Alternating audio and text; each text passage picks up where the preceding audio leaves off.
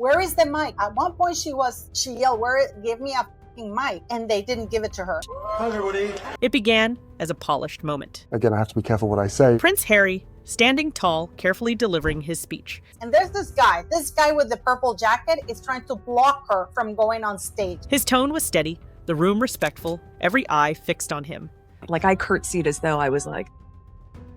The kind of scene where nothing unexpected is meant to happen. And yet, within seconds, all eyes weren't on Harry anymore. They were on Meghan, because out of nowhere, she made her move.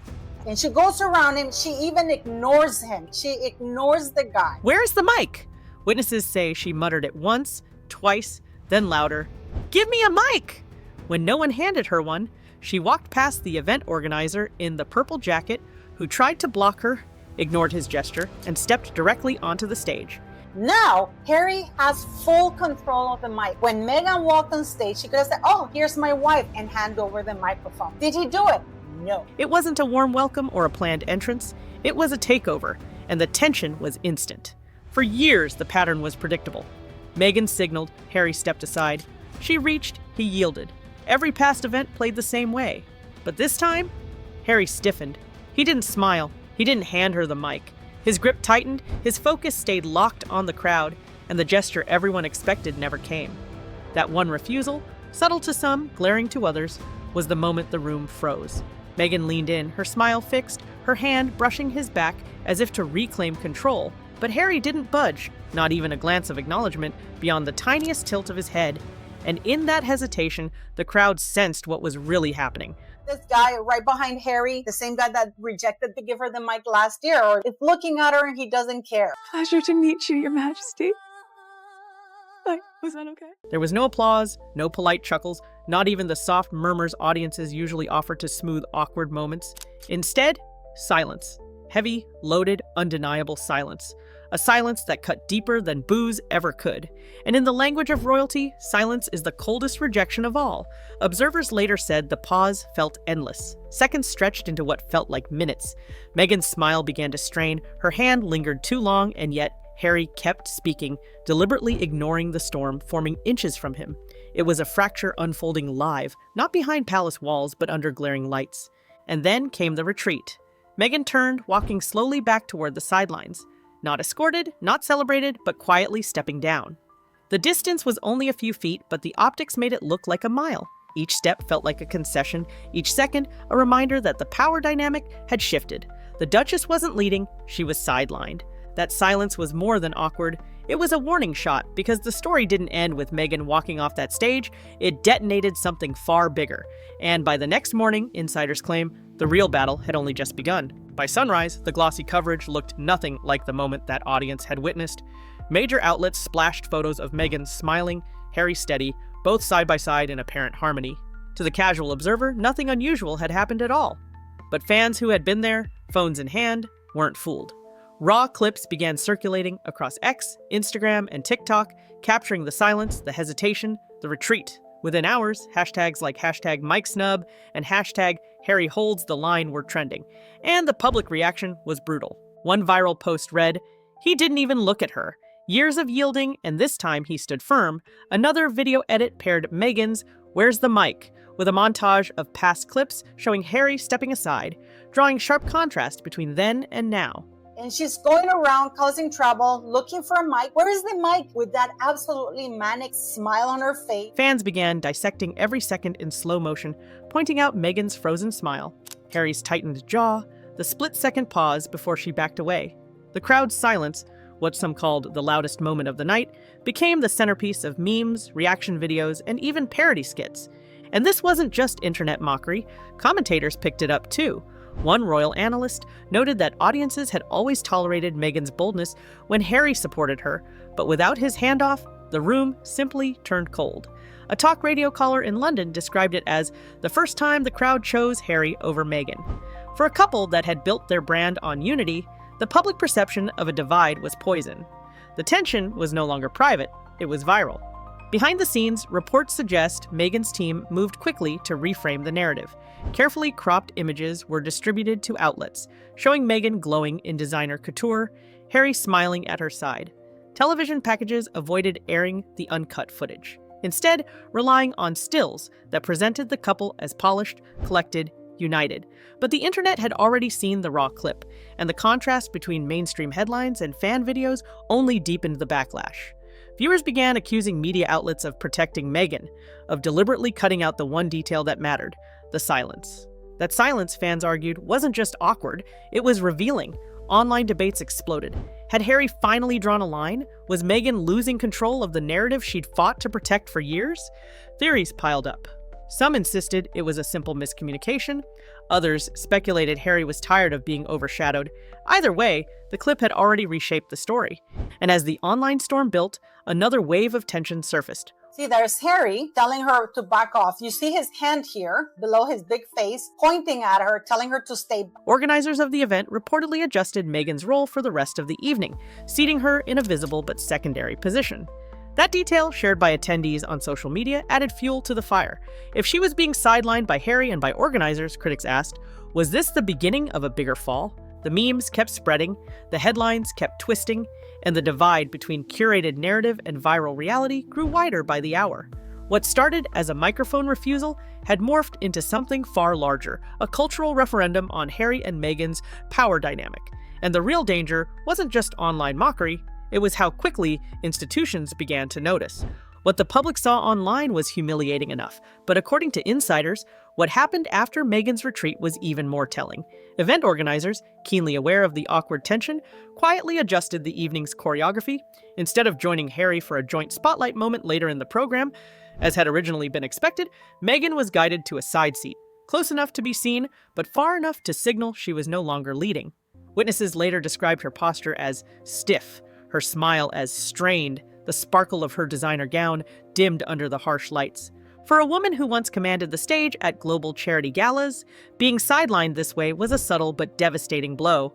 One guest claimed the mood among attendees shifted instantly. Where Meghan might once have drawn small clusters of admirers eager for selfies, she now sat largely untouched, clapping at the right moments but with few actively engaging her. Harry, meanwhile, mingled easily, shaking hands, finishing conversations, his authority untouched by the stumble. To insiders, it looked like the beginning of a recalibration, a quiet rebalancing of roles in real time. But the more striking revelations didn't come from the room. They came from the coverage. It is absolutely disgusting, this woman, in my very humble opinion, and that people are still not getting it. It's beyond the pale. By the next morning, major outlets had scrubbed the silence. Television packages cut away during Meghan's stage entrance, while newspapers led with photos so carefully chosen, they looked more like campaign shots than candid captures. A beaming Meghan, a steady Harry, not a hint of tension. Commentators online accused editors of running interference, of rewriting the moment into something palatable. One analyst told a UK tabloid, this wasn't sloppy reporting, it was strategy.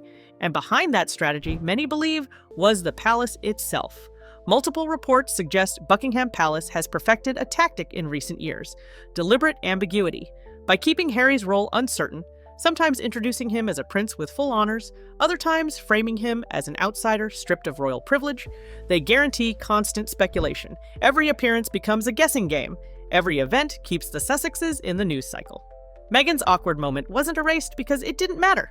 It was erased because it mattered too much. The palace, as critics note, has been here before. Sarah Ferguson, once married to Prince Andrew, was handled the same way. Not fully embraced, never fully cut off, dangling at the edge of relevance. Meghan's polarizing reputation only intensifies that tactic. She is, to editors and institutions alike, both an asset and a liability. She drives clicks, she attracts attention, but she also makes every stumble headline-worthy. As one commentator put it, the Crown doesn't need Meghan to succeed, they only need her to remain controversial, which is why the microphone moment resonated so deeply.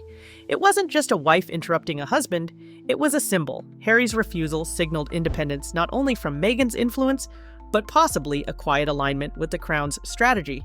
And if that reading is true, then Meghan isn't just fighting for a microphone. She's fighting for relevance in a system designed to control her. If the crowd's silence was brutal, the fallout online was merciless. Clips of Meghan's retreat circulated with mocking captions. From spotlight to sidelines, Duchess denied, and the blunt, Harry says no. TikTok montages contrasted her mic demand with past interviews where she called titles toxic on X, One viral thread stitched together stills of her smile tightening frame by frame, ending with the caption, "When you realize the room doesn't want you."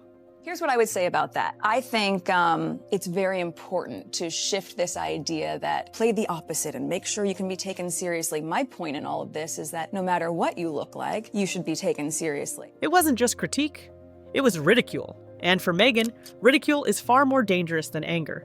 Anger can be spun into victimhood, but mockery strips away glamour. Commentators warned that this was the first time she looked not powerful or polarizing, but simply out of place. A British radio caller summed it up bluntly. She wasn't booed, she was ignored, and that's worse. Behind the curtain, insiders claimed Meghan was furious. One source described her as seething that the moment went viral, convinced event organizers had failed to protect her. Another insider suggested Harry himself was shaken, retreating into silence after the clash. The couple, known for projecting unity, reportedly left the event separately. A detail tabloids pounced on, though official reps denied it. Still, the perception of distance spread faster than any denial could contain. Meanwhile, the palace machine wasted no time. Contradictory headlines began rolling out across UK papers. Some ran stories highlighting Harry's composure and the respect shown to him, treating him as though he had never stepped away from royal duties. Others doubled down on framing him as a man stripped of honor, suggesting he was lucky to be invited at all. It wasn't sloppy reporting, it was deliberate confusion. The very ambiguity that keeps the Sussexes dangling in the spotlight, but never fully embraced. Meghan's awkward moment gave the palace more fuel than they could have asked for. Financial analysts even chimed in, noting the Sussex brand has thrived on image, glossy contracts, high-value speaking gigs, streaming deals that hinge on their global appeal. A viral humiliation, especially one that shows Harry resisting Meghan in public, chips away at that foundation. As one industry watcher told a Hollywood trade site, brands buy into Meghan's control of the narrative. If she looks like she's losing control, the deals get shakier. And yet, perhaps the most dramatic fallout didn't come from headlines or money. It came from whispers of betrayal. For years, Harry has been portrayed as the one bending, the one sacrificing for Meghan's spotlight. Now, fans speculated he was pushing back. Was it a one-time refusal or the beginning of a shift? Online threads buzzed with theories that Harry was siding more closely with his heritage than with his wife. For a couple built on the promise of unity, the very suggestion of division was explosive. Harry came from this very busy world of the royal family with lots to do. Even in his spare time, he could play polo and do whatever he wanted. He sat in Montecito, twiddling his thumbs, thinking, what do I do next? What is my role? Where is my work? By the end of the week, the mic clash was no longer just an awkward incident. It had become a referendum on Meghan's place, in Harry's marriage, in royal dynamics, and in global relevance. And the question lingered, if Meghan was sidelined this time, what happens the next time she tries to step forward? What began as a microphone tug on stage had turned into something far bigger by week's end. Meghan's critics seized on the moment as proof that the Duchess was losing her grip on both the spotlight and the Sussex narrative. Supporters tried to spin the incident as overblown, but the damage was already done. The silence of that audience, replayed millions of times online, carried more weight than any headline. Industry insiders were quick to point out the stakes. Meghan and Harry's brand depends heavily on their ability to project unity, influence, and glamour. Their Netflix deal, estimated at $100 million, relies on polished storytelling where they remain in full control of the narrative. Their speaking engagements, reportedly fetching six-figure fees, sell the promise of authenticity and inspiration. But viral moments like the mic snub cut against that promise, showing cracks they can't edit away. As one media strategist told a US outlet, brands don't pay for controversy, they pay for control. And when Meghan looks out of control, the value dips. The palace, of course, has played this game for decades. Princess Diana, Sarah Ferguson, even Edward VIII, outsiders who pushed too hard against the crown's machinery often found themselves alternately glamorized and sidelined, pulled close just enough to fuel headlines, then distanced when the pressure mounted. Meghan's stage clash, some analysts argued, placed her squarely in that lineage. Not fully embraced, never fully free, dangling in ambiguity that keeps the institution powerful. And yet, perhaps the cruelest consequence wasn't financial or institutional. It was cultural. Meghan once positioned herself as a disruptor, a woman bold enough to modernize the monarchy, to inject independence into an ancient machine. But standing frozen beside Harry, smile faltering as the crowd fell silent, she looked less like a disruptor and more like an outsider. For a public that feeds on image, the shift was devastating. Even Harry's role added to the confusion. Sometimes introduced as a prince, sometimes stripped of honorifics, he now seems suspended between two worlds. And in that limbo, Meghan's presence becomes both her greatest weapon and her greatest liability. She attracts attention, but every misstep magnifies the uncertainty. The Mike snub crystallized that paradox. Meghan demanding a voice, Harry holding firm, the palace benefiting from the chaos.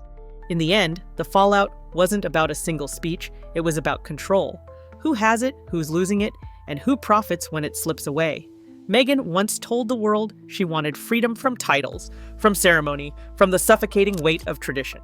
And yet, in that one frozen moment, she fought for the very symbols she claimed to reject: the microphone, the Duchess title, the spotlight. And that's why this story isn't just a royal hiccup. It's the clearest signal yet that the carefully constructed Sussex brand is unraveling in public view. So here's the question. If Meghan can be silenced on stage, what happens the next time she demands to be heard? And if Harry's refusal was a warning shot, what happens when the palace fires back? If you want the answer, you need to stay with us, because what we've uncovered about Meghan's hidden family twist, the one that left Harry completely speechless, makes the Mike snub look tame. Don't miss it. Subscribe, like this video, and click now to watch the next chapter.